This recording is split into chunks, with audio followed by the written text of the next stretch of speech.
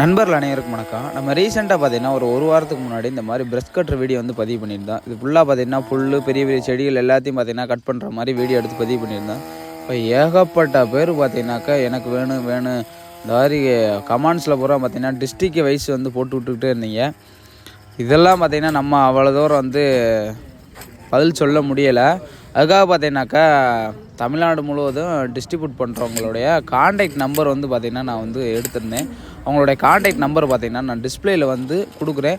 யாருக்குனாலும் brush cutter வந்து தேவைப்பட்டுச்சு அப்படின்னாக்கா லோ பட்ஜெட்டில், அதாவது ஒரு 8000 ரூபாயிலேருந்து பார்த்திங்கன்னா ப்ரெஷ் கட்ரு வந்து கொடுத்துட்ருக்காங்க.